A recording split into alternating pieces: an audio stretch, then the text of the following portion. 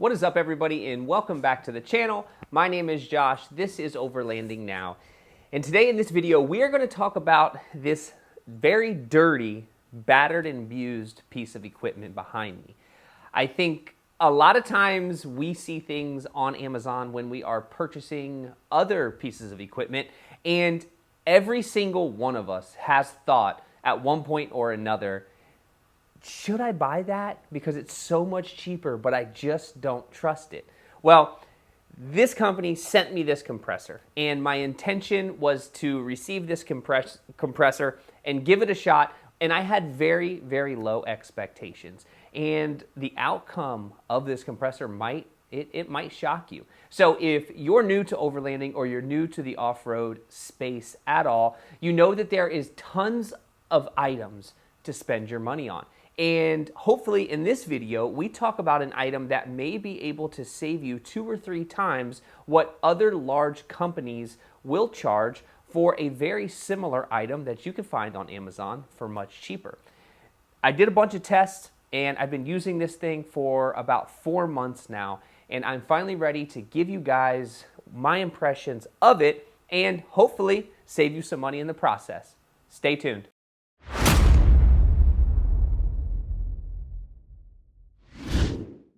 All right, here's how this went. This compressor was sent to me by a company who reached out via email from one of our previous YouTube videos. And generally, I do not take these items because there's a lot of people trying to send you a lot of stuff and it just collects in your garage. And these videos really aren't that fun for me.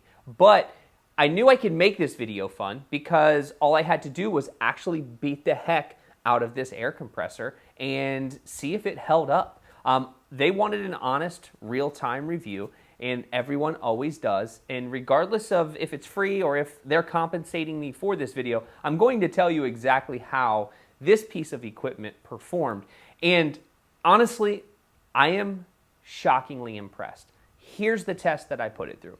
I've been using it for 4 months. As you can tell, it is filthy dirty, it's scratched up, it's beat up, it's banged up, and that was the whole intent, was to truly test this thing out. Now, it has pumped up side-by-side tires, truck tires, trailer tires, Subaru tires.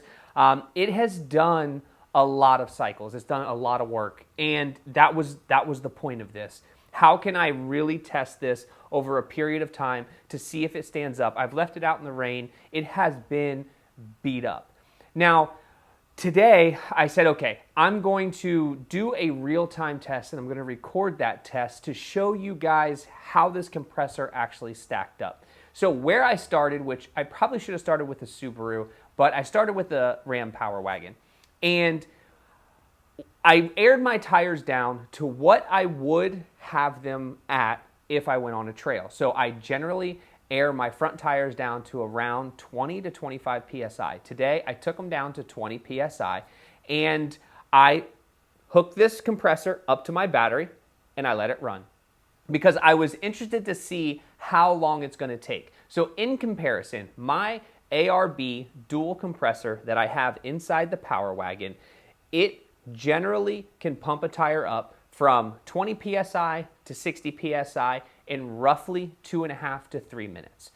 Now, this is so much cheaper, much cheaper. I think the ARB compressor is $639, and this is $159.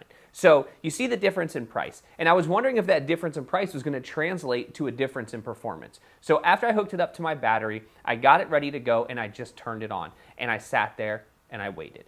And I wanted to see how long it was going to take for it to take my tires from 20 PSI all the way up to around 53, 54 PSI, because that's generally how much air I run in them while I'm driving on the road. I don't like to pump them up to 60 or greater because it's a very stiff ride. I like the tires in my vehicles to be a little under pressure, just so it's a smoother ride, and especially that big old truck. But I was actually moderately impressed. So it took 6.5 minutes for this compressor to pump up one tire, whereas my ARB dual compressor took 3 minutes, 2.5, 3 minutes, depending upon elevation and how hot it was out, to pump my tires up to 53, 54 PSI. That's pretty good.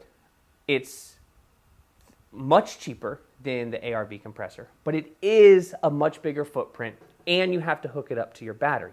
So that is kind of a pain. But I think for people who are trying to figure out where they should spend their money and where they should put their resources while they're building their vehicles, this might be something you want to consider. It comes in a carrying case, and it is super easy to take out, hook up to your battery, and pump up your tires. Now, I wasn't overly impressed with the 6.5 minutes, but I will say that is not that terrible. You're looking at all of your tires being done in about 30 minutes versus about 20 minutes with the ARB compressor, because you got to think taking it out, putting it away, getting everything ready to go again, and you're driving down the road. So I generally like to leave a little bit of a buffer in there just so I can get my stuff together. And sometimes when I'm pumping up my tires, I'm drinking something, I'm just hanging out, and time can get away from you. So that was on the Power Wagon. So then I wanted to jump over to the Subaru. Obviously, the Subaru is a much smaller tire. The Ram Power Wagon has a 37-inch tire on it, 37-inch mud terrain. So it's 37 by 12.5.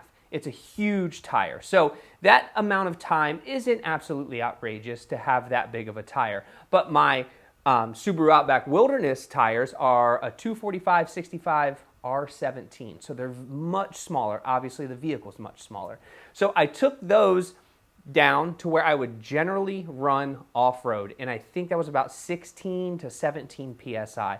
And then I turned this thing on and pumped those tires up, and it took me 1 minute to get my tires all the way back up to the 33, 34 PSI that I like to run in my front tires driving down the road. That to me is pretty solid. Again, I have the ARB single compressor in the rear of the vehicle for the Subaru Outback Wilderness, and it's relatively the same exact amount of time. Now, I don't have to pull the ARB compressor out. I don't have to connect it to my battery. There are a lot of, we'll say, the finer things when you have a compressor that is built into your vehicle and all you have to do is plug your hose in and flip a switch. That does make it easy, but that's a luxury. You do not need to have that type of solution to air your tires up, because honestly, if I'm on a long trip and I air my tires down, I have my tires aired down for a significant amount of time. So I'm not airing up and airing down all the time anyways. So it really just comes down to your preference. Now, I will put the link to this specific compressor in the description. So if you're interested in looking for a compressor or a way to save money on your overland build or your off-road vehicle, this is something you may want to take a look at. I think it's safe to say, and I want to look at this because I don't know if you can tell how big this is on camera, and I've been doing this lately, grabbing my tape measure, but it is 13 inches long. Yeah, we'll go up here. 13.5 inches long. It is 9.5 inches tall, and it's 5.5 inches deep. So it's not that big. It's really not. It is much bigger than the single compressor from ARB. The single compressor from ARB is roughly the size of this red protection plate right here, and that's pretty nice to have a small compressor like that. But this has a little bit more components. You have the base, you have the handle, so it makes it obviously a little bit bigger. But I think for the money, for anybody that is trying to save money in places where they do not think they need to spend it, this is a good place to start. So that's what I got for you.